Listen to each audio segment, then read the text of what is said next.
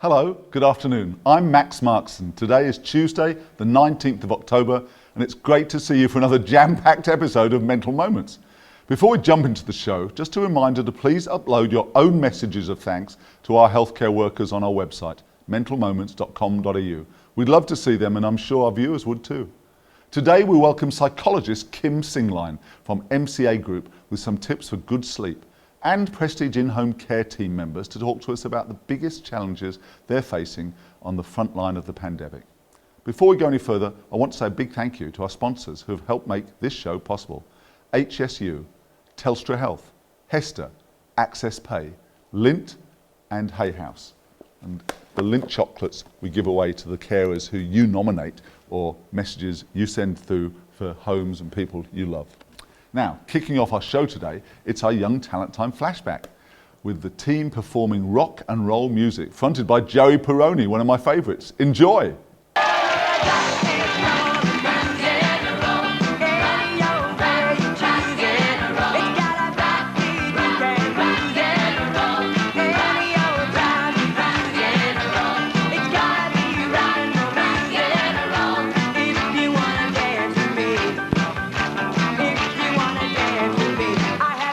Against my gas, unless they try to play it too dark fast and change the beauty of the melody until it sounds just like a symphony. That's why I go for that rock and roll and rock and roll. Any old way you choose it, it's got a backbeat that can't lose it. Any old time you use it, it's gotta be rock and roll, rock and roll.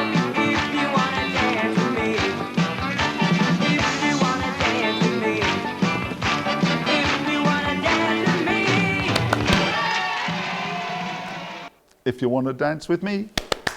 Now, thanks to the Young Talent team celebrating their 50th anniversary this year. Head over to youngtalenttime.tv to watch their reunion special. Next up, we have New South Wales Labour leader Chris Minns with a message of thanks to all our health and aged care workers. G'day, Chris Minns here, New South Wales Labour leader. Look, I wanted to give a big message and shout out to members of the HSU who have worked around the clock over the last 5 weeks, keeping us safe, going to work, doing the job of public servants in probably the most difficult period in health for the last 100 years. We owe you everything, and your dedication to your job is truly inspiring. Thank you for your effort. You have not let us down, and we'll be there for you. Thank you, Chris, and thank you to our frontline healthcare workers. Next up is psychologist Kim Singline from the MCA Group in Melbourne, who will be talking to us about the importance of sleep to your mental health. Over to you, Kim. Hi, my name is Kim. I am a psychologist here today to speak to you about something very important for your mental health, and that is sleep. So if I was there right now in person asking you, do you feel that you get enough sleep? I'd imagine that most of you would not be popping a hand up. You'd be sitting there thinking, I definitely don't. And for most of us, particularly at the moment, this is a common experience. So not getting enough sleep, not getting good quality sleep, and waking up still feeling really tired. So while that might be a common experience, it is something that's important on continuing to work on, as it has a really big impact, not just on our physical health, but on our mental and emotional health.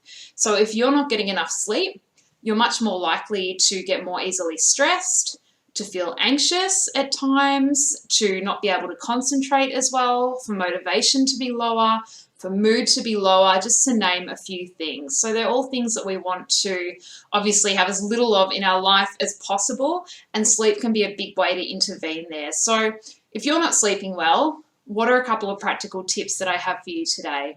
Well, number one is if you're sitting on Netflix or staring at your iPad or staring at your phone, any sort of lit screen right before bedtime, that's a pretty big no-no. The reason behind that is when we're staring at a screen and that light's coming into our eyes and into our brains, it's signaling that it's time to wake up. It's mimicking that sunlight, that we see in the morning. So our brain is getting the false message that it's actually time to wake up. So you then go and lie in bed, and as much as your body feels tired, you find it hard to shut down. So if you can, have half an hour to an hour of no screens before bed. Preferably keep your mobile phone and your iPad and everything out of your room. Plug it in on the charger in another room, and perhaps you could have an old school alarm clock in your room if you need something there to wake up to the next day. And just wind down before bed. Use that half an hour or an hour just to read an old school book, take a bath, signal to your body that it is time for bed. Another tip I'll give to you is if you wake in the middle of the night and you are going over a million things in your head and you're stressing that you're not getting back to sleep, stop struggling and stop trying to force yourself to sleep, okay?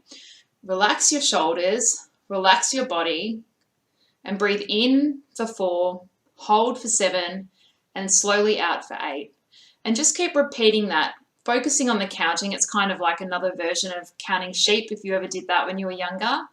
And if you just focus on that and take the pressure off trying to fall asleep, and know that your body is resting even if you're not asleep, you may just find that you drop off a lot more quickly than if you get frustrated and try and fight and force yourself to sleep, okay?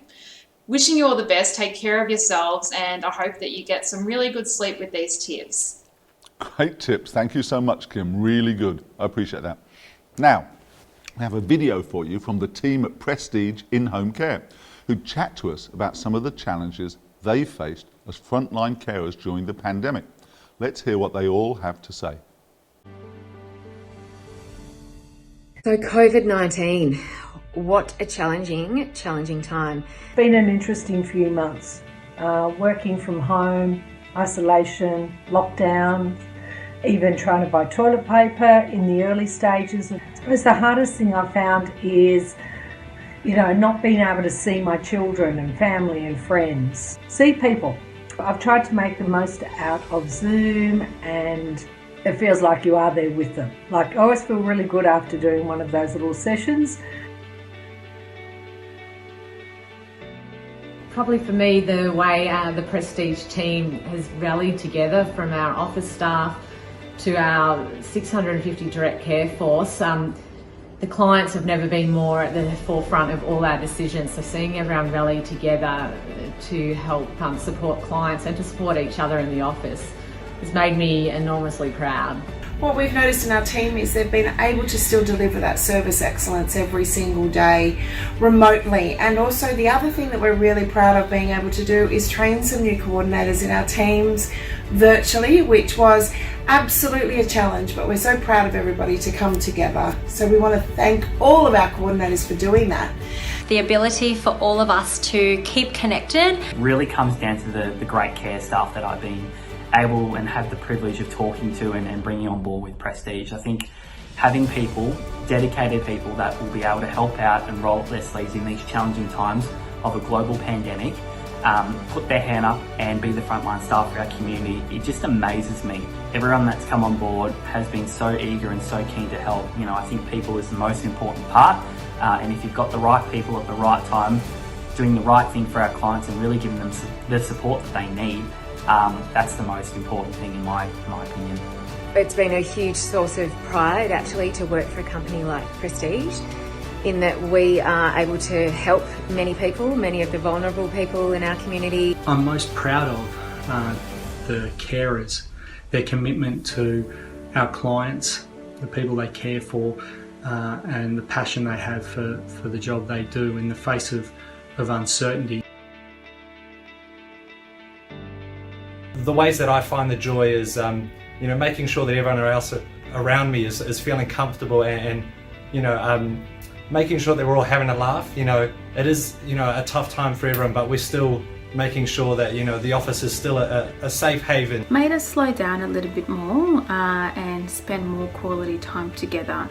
It meant that the board games that have been sitting in the cupboard for a while have now been played, puzzles have been put together, and we made some great memories. It's really nice just for the three of us to go for a walk after dinner most evenings. My 7-year-old comes up with some really crazy games as we're walking around our neighbourhood street, so I actually hate to think what our neighbours might think of when they hear us wandering the streets, but it would certainly be a lot of laughing and occasionally some singing too.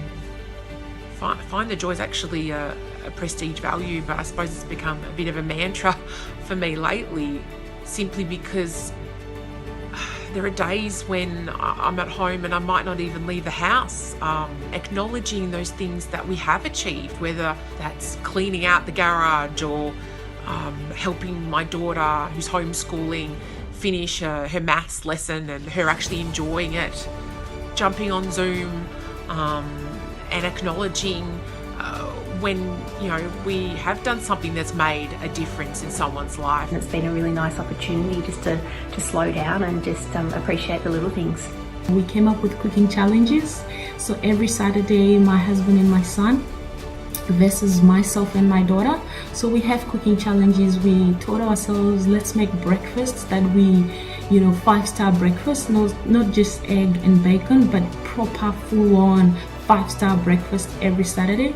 And this week it's me and my daughter, so we try to be as creative as possible just to find that joy of being a team, being a family. We just remind each other each and every day that we love each other. We've been fortunate enough to inherit a couple of guinea pigs, and we call them the kids' therapy pigs. Look, something we're really trying to ensure we do every day is to get outside amongst nature, whether it's a bike ride, a walk on the beach. I'm also nicely working my way through some Netflix docs and series, in between a few fancy hookups, so I think they're fancy anyway.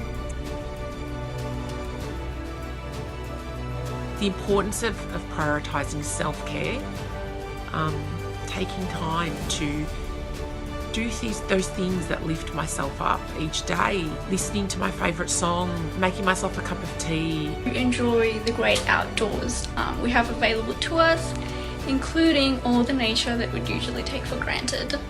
Never take things for granted. I mean, COVID's really opened up my eyes to lots of different things about how we live and what makes us happy and, what brings us joy. We definitely have to be not to take family for granted. That's been the biggest eye-opener for me is, having that lazy weekend at home is really worth, missing out on your little brother's hockey game or, that hug from your mum or lunch with friends. After this is all over and we're allowed to spread our wings again, will be the first thing I do is to make sure that I spend, all of the quality time that I'm missing out of now. Life is full of surprises. You can never prepare for certain things.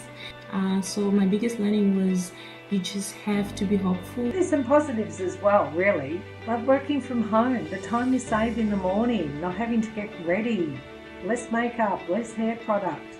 And the weekends, you can have a lazy, and I mean really lazy weekend now, and not feel bad about it. For me and my husband, I think exercise has become really important. I've always enjoyed exercise, we just do it a few times a week, but now I get up every morning before the family's awake and do yoga. My husband and I go walk and get a coffee before the day starts, and if there's any sunshine, I'll try and take a break and get out the back. It's more important to try and find time to have a laugh and a cuddle with your kids. If it wasn't for my prestige team, my family, I think that I probably would be a little bit crazy. They've definitely helped fill that gap in the meantime while we've been stuck in isolation. So I think if it wasn't for them, I would have lost my marbles. Telling myself that everything is going to be fine, just like a wind. It can come and blow, but it will pass away. My laziness in the morning to get out of my pajamas, and most of the time we have our meetings at 10 a.m. I will most often be in my dressing gown, no makeup, hair not done, and every now and again we might get a visitor. Our new motto for 2020 is, you're on mute. We've all done our presentations very quietly, we've been speaking, and then all of a sudden you hear you're on mute.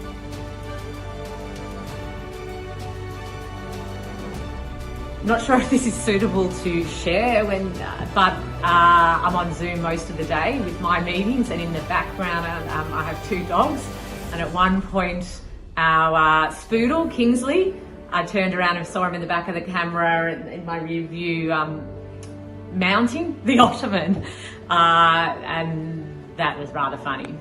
Navigating the constant Zoom calls and things that you have to be doing, and then you just get blatantly interrupted by a child with all sorts of ridiculous requests.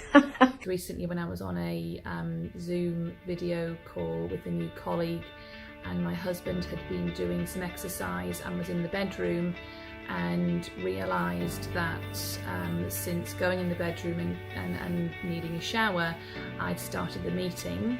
I didn't realise any of this until I turned round and he was doing a commando style crawl behind me with only his boxer shorts on. It did throw me a little during the conversation, but I picked it up where I left off. It was very professional, but it did make me chuckle. So look, I think everyone has to just find some joy during these times, but we thank you for all your support, and I'm sure we'll see you all.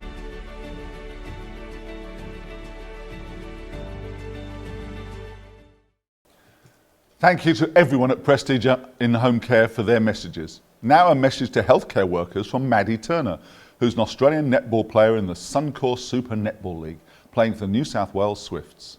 Hi, it's Maddie Turner from the New South Wales Swifts. I just want to say a special thank you to all the members of the Health Services Union working in hospitals, ambulance, aged care and disability services for your efforts and hard work during this pandemic. Your work has kept the community safe, and please keep your spirits high, knowing how much myself and the Swifts appreciate it. As a healthcare worker myself, I think I can say that healthcare has gone above and beyond in this pandemic, and you guys are keeping the world running at the moment. Good job. Thank you, Maddie. Not just a good footballer, a good healthcare worker too, thank you. What a talented player she is as well. That brings us to the end of our show for today, but we'll be back again tomorrow, promise. Tune in tomorrow, Wednesday the 20th of October, to hear from former rugby league star, now coach Terry Lamb, and Married at First Sight star and Instagram influencer Tracy Jewell. We'll also bring you a message from the acting CEO of Prestige in Home Care, Thea McCrory, and our celebrity health tips come to you from none other than George of Bankstown, this year's runner-up on television's greatest reality show, Survivor. We chatted to him recently to find out what his mental health tips are. Don't miss it. You know where, you know what time, online at mentalmoments.com.au at 2 p.m. every day. Now, it's Johnny Young and the Young Talent team to sing us out. 2, 3, 4. Oh, that's nice. Okay, now remember we've got to sway, okay? Oh, lovely. Close your eyes and I'll kiss you. Tomorrow I'll miss you.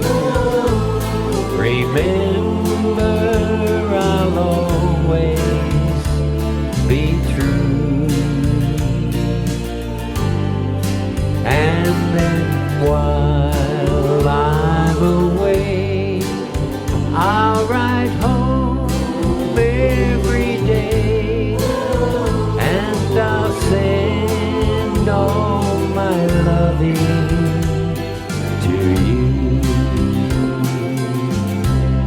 and I'll pretend that I'm kissing those lips I am missing, and hope that your dreams all come true.